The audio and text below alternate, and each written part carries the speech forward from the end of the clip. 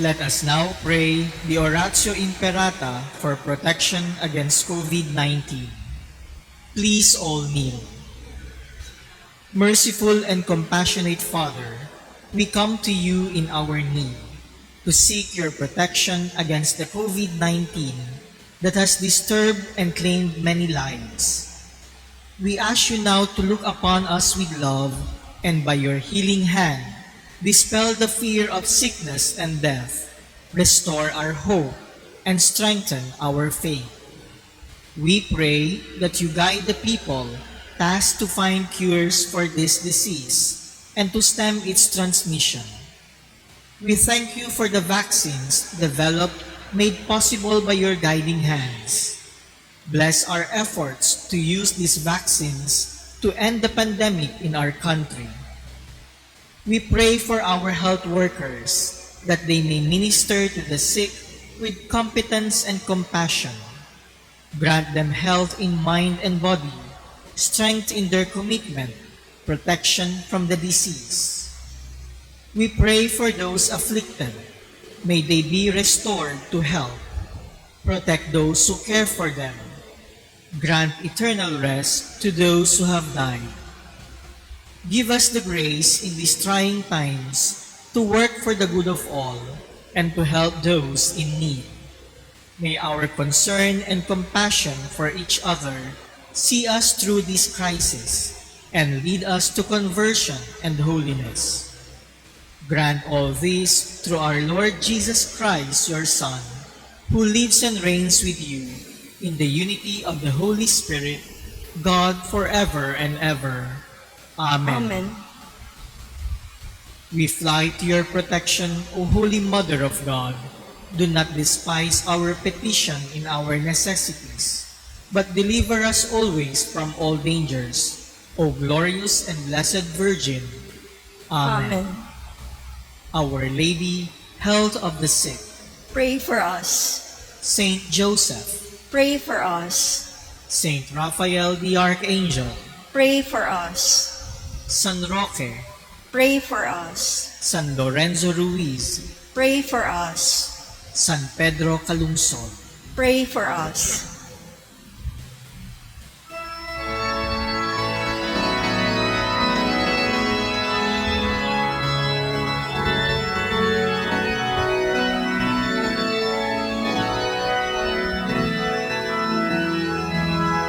Halina Espiritu Santo, puspusin mo ang pusong tapat sa iyo, puso ng mga binyagan, pusong humahanap sa iyo. Halina Espiritu Santo, pagningasin mo ang apoy ng iyong pag-ibig.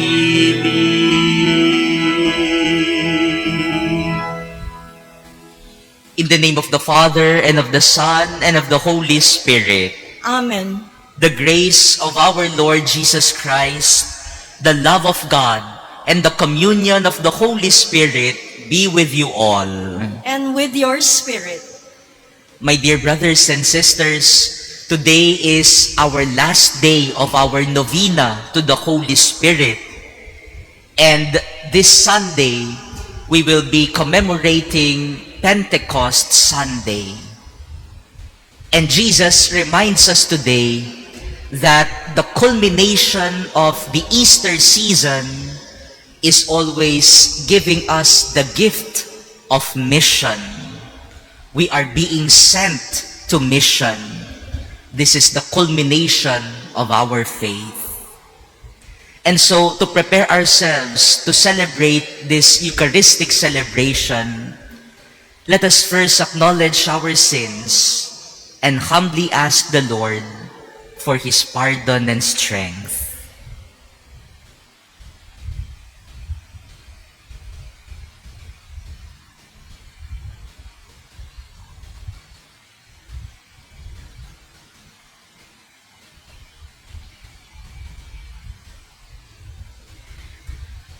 Lord Jesus, you came to reconcile us to one another and to the Father.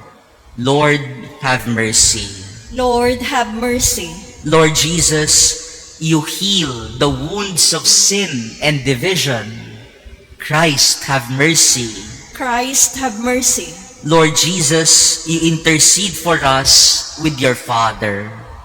Lord, have mercy. Lord, have mercy. May Almighty God have mercy on us, forgive us our sins, and bring us to everlasting life. Amen. Let us pray.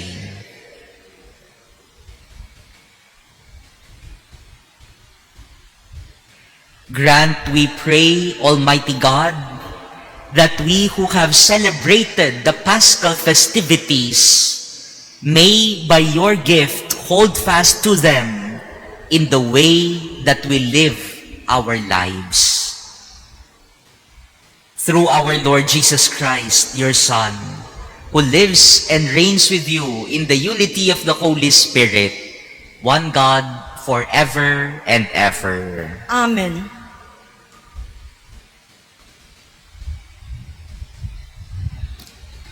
A reading from the Acts of the Apostles. When he entered Rome, Paul was allowed to live by himself with a soldier who was guarding him.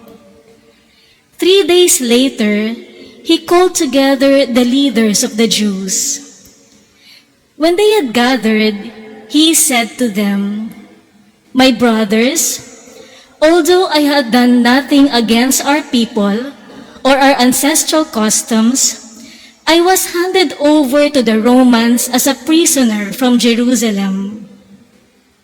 After trying my case, the Romans wanted to release me because they found nothing against me deserving the death penalty.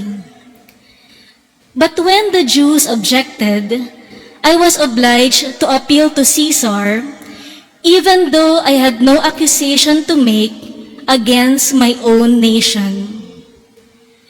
This is the reason, then, I have requested to see you and to speak with you, for it is on account of the hope of Israel that I wear these chains." He remained for 2 full years in his lodgings.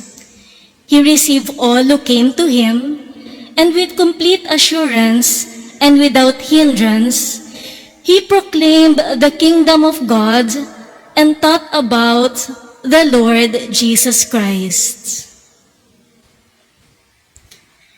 The word of the Lord. Thanks be to God. The just will gaze on your face, O Lord. The just will gaze on your face, O Lord. The Lord is his holy temple. The Lord's throne is in heaven. His eyes behold, his searching glance is on mankind. The just will gaze on your face, O Lord. The Lord searches the just and the wicked. The lover of violence he hates.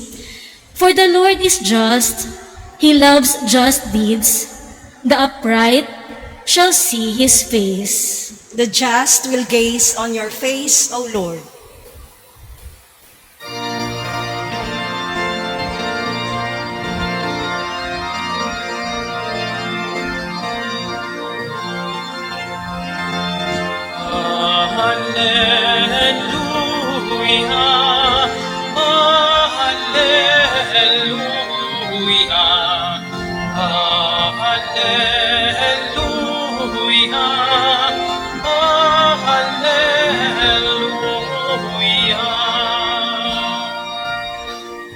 I will send you the Spirit of truth, says the Lord. He will guide you to all truth.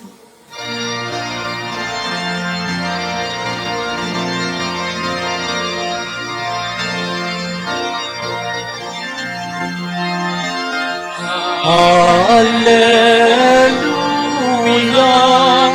hallelujah,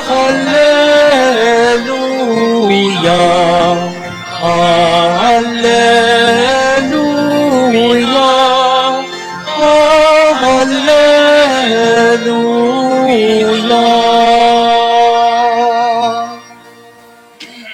The Lord be with you. and with your spirit. A reading from the conclusion of the Holy Gospel according to John. Glory to you, O Lord.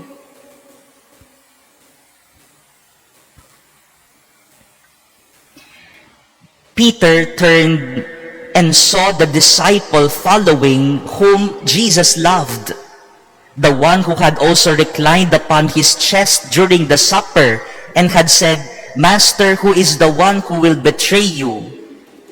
When Peter saw him, he said to Jesus, Lord, what about him? Jesus said to him, What if I want him to remain until I come? What concern is it of yours? You follow me. So the word spread among the brothers that that disciple would not die. But Jesus had not told him that he would not die. Just, what if I want him to remain until I come? What concern is it of yours?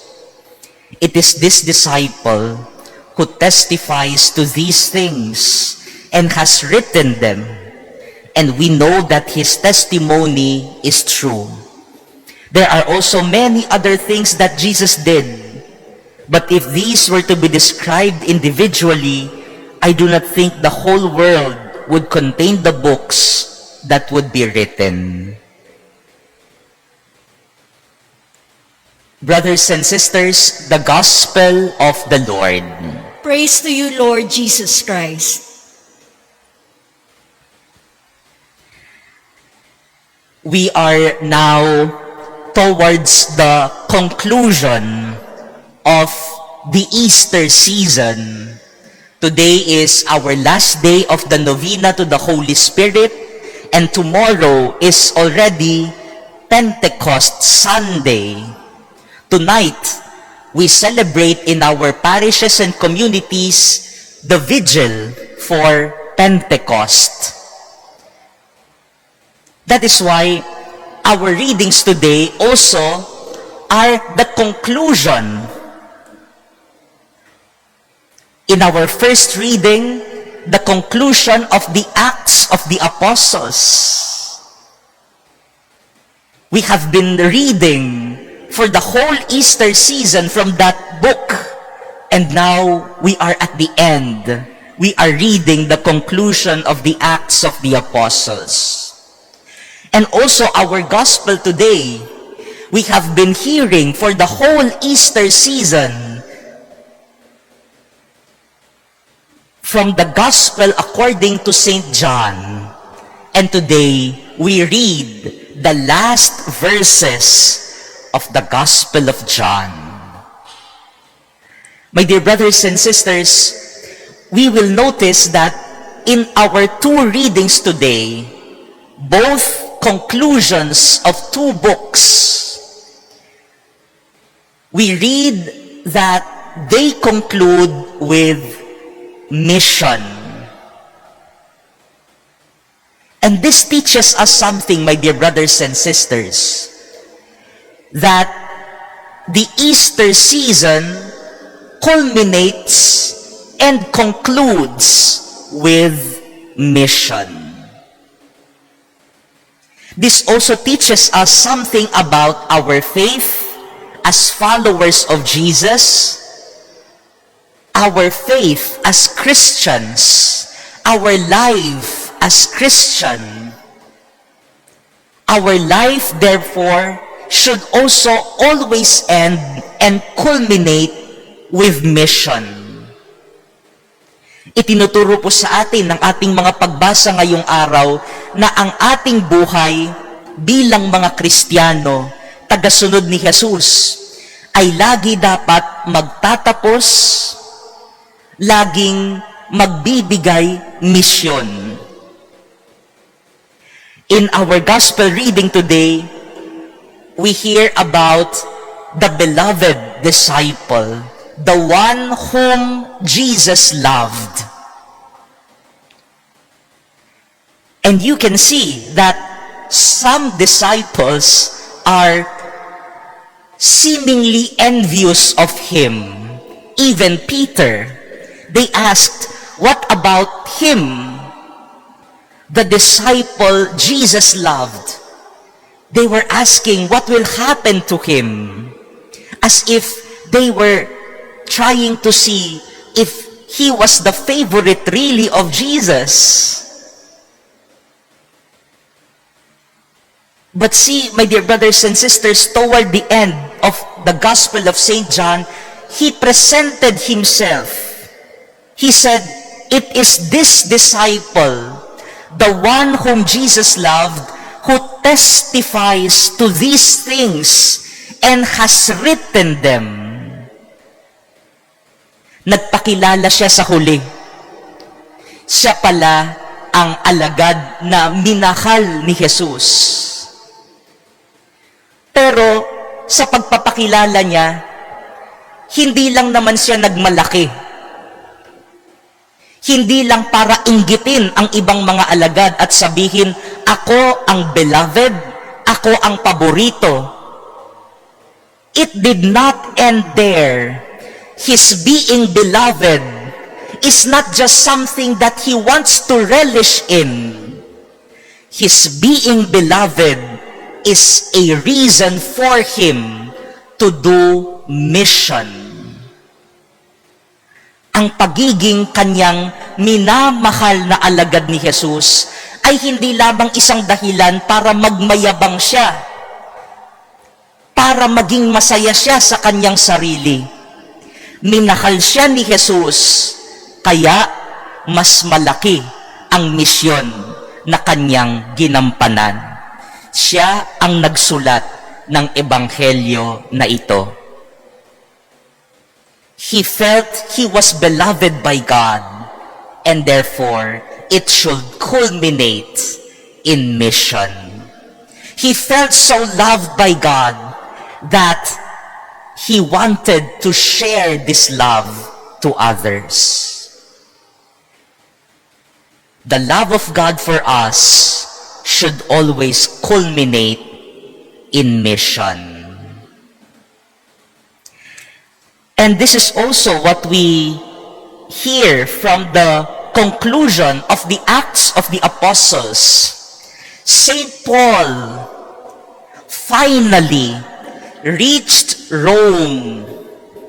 Sa hinaba-haba ng mga biyahe ni San Pablo, kung saan-saan siya napunta, mula Jerusalem, papunta sa iba-ibang lugar, at narating niya ang pinaka-capital ng imperyo. He reached Rome finally. But he reached Rome not just to escape from Jerusalem. In fact, he was a prisoner. That is why he reached Rome. He said, "I am still in chains. I am wearing these chains." And for 2 years, he was in house arrest. But did it stop him from doing his mission? Sinabi ba niya sa kanyang sarili na, "Malayo na ako sa Jerusalem sa aking mga kaaway. 2 taon na kong naka-house arrest dito sa Roma, mananahimik na lang ang buhay ko." He did not stop. Even if he was a prisoner in Rome, he was still preaching the word of God. People were coming to him. The Jews in Rome were coming to him, and he did not stop preaching, even if it may cause his death. He still continued his mission. The culmination of the travels of St. Paul is Rome. And upon reaching Rome, he did not say, "I will already stop. I have reached my destination." No. The destination is the mission. My dear brothers and sisters, we are reaching the conclusion of the Easter season. And this is not just reason for us to rejoice, to relish on the gifts that we have received. No. The culmination always of Easter is Pentecost, the coming of the Holy Spirit so that He could send us to mission. I hope, my dear brothers and sisters, that as we feel that we are loved by God, just like the beloved disciple in our gospel reading today, every day we feel loved. Whenever we receive blessings, we thank God. Thank you, Lord, for this blessing. Thank you, Lord, for this love that I feel, that I receive, that my family receive. Every time we are able to say that, that is not yet the end. It should always culminate to mission. The blessing given to you by God is not the end of that blessing. It should always be geared towards mission. That is the culmination of whatever we received from God. My dear brothers and sisters, as we continue this celebration of the Eucharist, let us be reminded that the culmination, conclusion of our lives as Christians is always mission. Let the Holy Spirit inspire us and strengthen us so that whatever love, whatever blessing, whatever gift we receive from Jesus should not end with us, but it should always culminate in mission. Amen.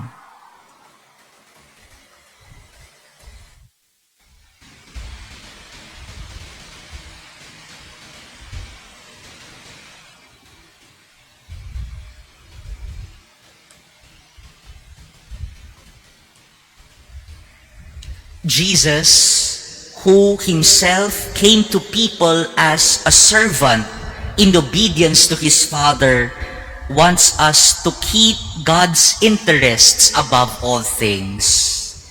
For every petition, let us say, Lord, hear our prayer. Lord, hear our prayer. That the leaders of the Church may be true servants acting with the same concern that Christ showed to his disciples. Let us pray to the Lord.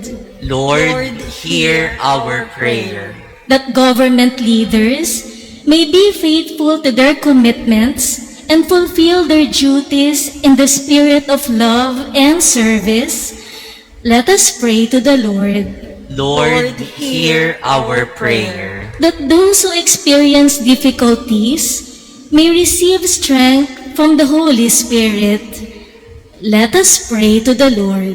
Lord, hear our prayer. That the sick may realize that their suffering, undertaken in union with Christ, can be turned into blessing. Let us pray to the Lord. Lord, hear our prayer.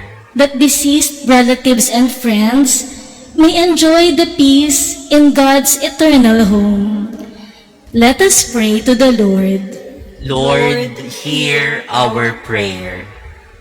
In silence, let us now pray for our personal intentions and for the intentions offered in this Mass.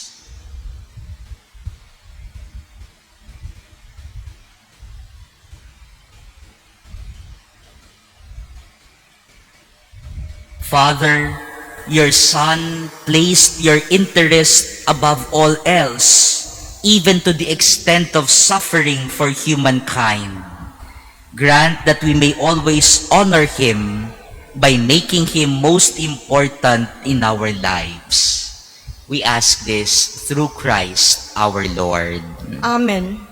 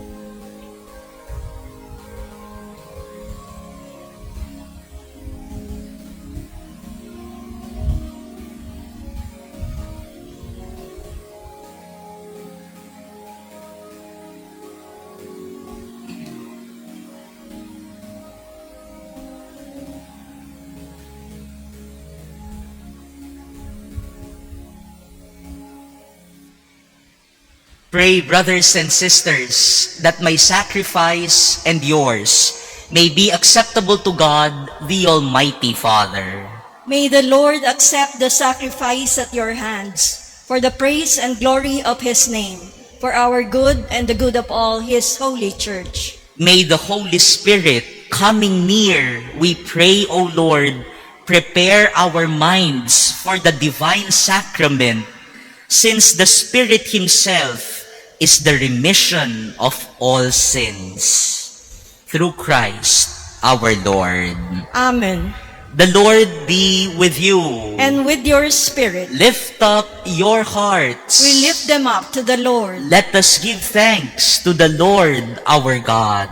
It is right and just. It is truly right and just, our duty and our salvation, always and everywhere to give you thanks, Lord, Holy Father, Almighty and Eternal God, through Christ our Lord.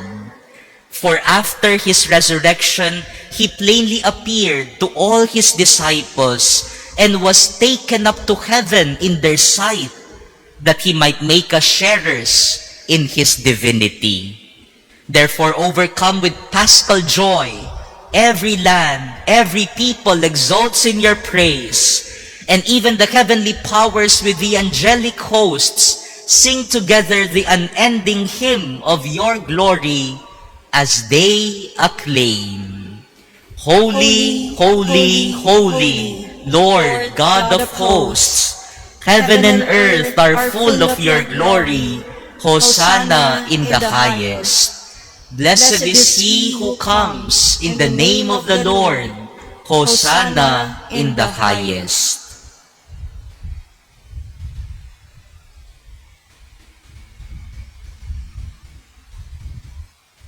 You are indeed holy, O Lord, the fount of all holiness. Make holy, therefore, these gifts, we pray, by sending down your Spirit upon them like the dewfall, so that they may become for us the body and blood of our Lord Jesus Christ. At the time he was betrayed and entered willingly into his passion, he took bread and, giving thanks, broke it and gave it to his disciples, saying, "Take this, all of you, and eat of it, for this is my body, which will be given up for you."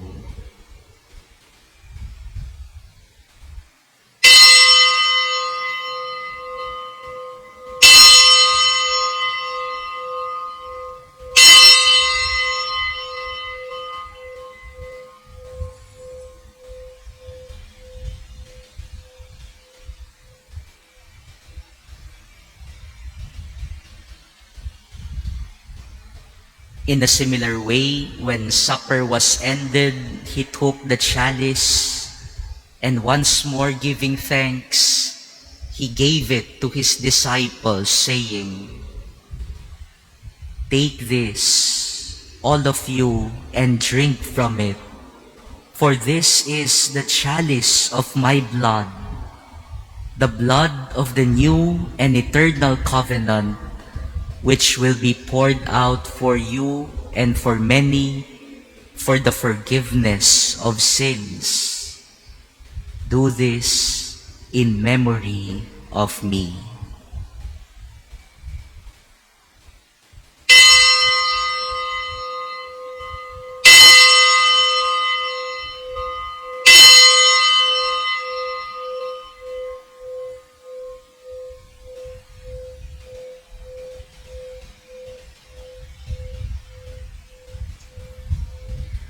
The mystery of faith.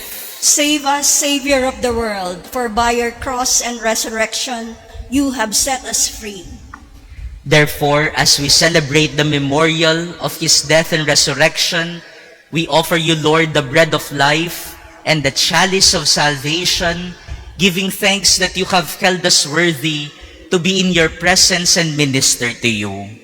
Humbly we pray that partaking of the body and blood of Christ, we may be gathered into one by the Holy Spirit. Remember, Lord, your church spread throughout the world and bring her to the fullness of charity, together with Francis, our Pope, and Broderick, our administrator, and all the clergy. Remember also our brothers and sisters who have fallen asleep in the hope of the resurrection, and all who have died in your mercy. Welcome them into the light of your face. Have mercy on us all, we pray, that with the Blessed Virgin Mary, Mother of God, with Blessed Joseph, her spouse, with the blessed apostles and all the saints who have pleased you throughout the ages, we may merit to be co-heirs to eternal life, and may praise and glorify you through your Son, Jesus Christ. Through him, and with him, and in him, O God, Almighty Father, in the unity of the Holy Spirit, all glory and honor is yours forever and ever. Amen. At the Savior's command and formed by divine teaching, we dare to say, Our Father, who art in heaven, hallowed be thy name. Thy kingdom come, thy will be done on earth as it is in heaven. Give us this day our daily bread, and forgive us our trespasses, as we forgive those who trespass against us. And lead us not into temptation, but deliver us from evil. Deliver us, Lord, we pray, from every evil. Graciously grant peace in our days, that by the help of your mercy, we may be always free from sin and safe from all distress, as we await the blessed hope and the coming of our Savior, Jesus Christ. For the kingdom, the power, and the glory are yours, now and forever. Lord Jesus Christ, who said to your apostles, Peace I leave you, my peace I give you. Look not on our sins, but on the faith of your church, and graciously grant her peace and unity in accordance with your will, who live and reign forever and ever. Amen. The peace of the Lord be with you always. And with your spirit. Let us now offer each other the sign of peace.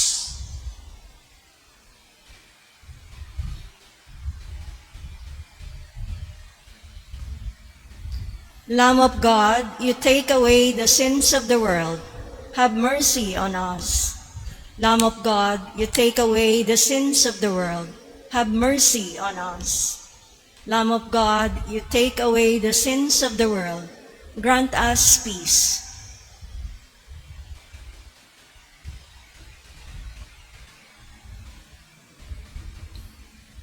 Behold the Lamb of God. Behold him who takes away the sins of the world. Blessed are those called to the supper of the Lamb. Lord, I am not worthy that you should enter under my roof, but only say the word, and my soul shall be healed. Brothers and sisters, the body of Christ. Amen. Act of spiritual communion. My Jesus, I believe that you are present in the most holy sacrament. I love you above all things, and I desire to receive you into my soul. Since I cannot at this moment receive you sacramentally, come at least spiritually into my heart. I embrace you as if you were already there, and unite myself wholly to you. Never permit me to be separated from you. Amen.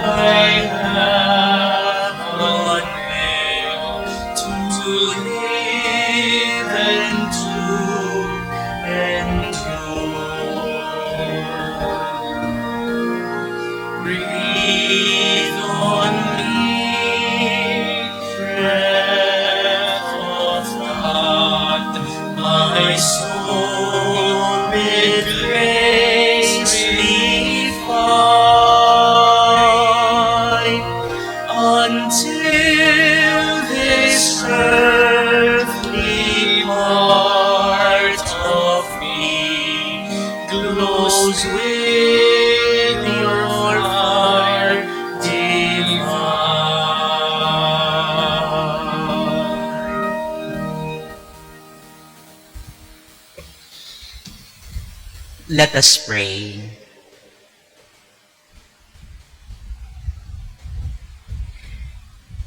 Hear in your compassion our prayers, O Lord, that as we have been brought from things of the past to new mysteries, so with former ways left behind, we may be made new in holiness of mind. Through Christ our Lord. Amen. We shall now pray the 9th day of our novena to the Holy Spirit. Come, Holy Spirit, fill the hearts of your faithful. And kindle in them the fire of your love. Send forth your Spirit, and they shall be created. And you shall renew the face of the earth. In the Trinitarian plan of salvation, the Father draws to us the Son, whom the Holy Spirit reveals and disposes us to welcome. As the Lord and giver of life, the Holy Spirit brings about our rebirth in baptism as the Father's adopted children in Christ and as sharers in divine life. Jesus calls the indwelling Holy Spirit our Paraclete, which literally means one who stands beside us as a counselor, consoler, advocate, and friend. The Holy Spirit leads the Church into all truth and is the source and dynamic force of the Church's unity and mission. It is no wonder then that in every age, the fruitfulness of the Church depends on the renewal of the mystery of Pentecost in the minds and hearts of the believers. This is the renewal that we seek in our novena. May the Holy Spirit rekindle the grace of baptism and confirmation in every Catholic, so that all may live the Christian life with fervor and zeal. Let us all together pray. Holy Spirit of the Father and of the Son, Spirit of love, enlighten us, strengthen us, guide us, and comfort us.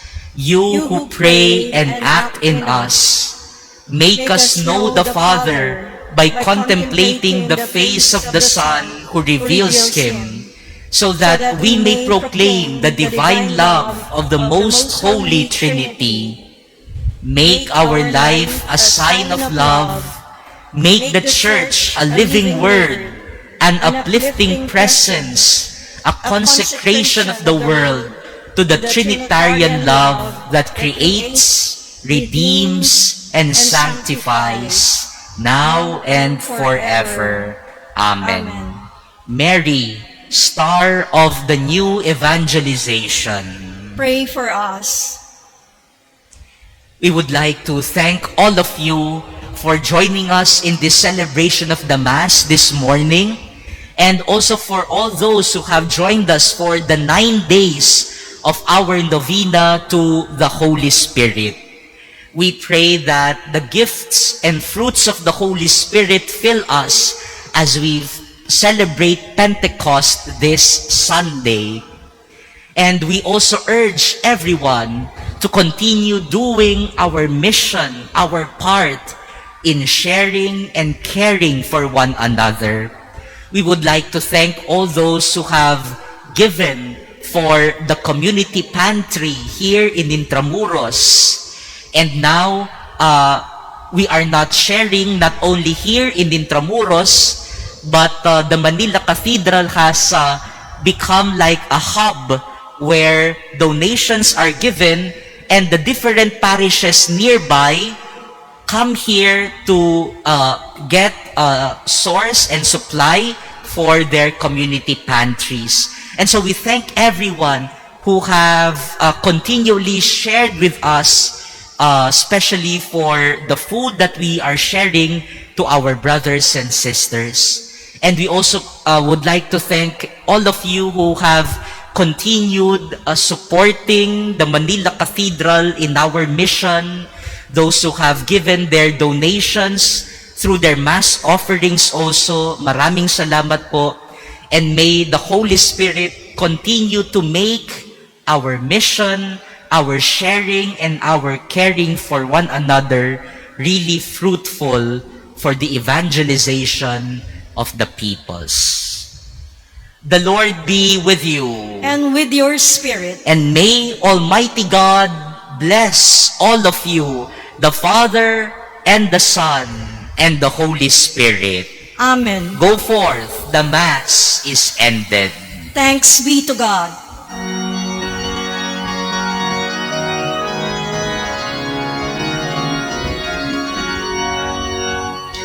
Reyna ng langit, masaya, Alleluia, anak mong dinala sa tuwa, Alleluia, ay nabuhay na maguli, Alleluia, ipanalangin mo kami sama, Alleluia.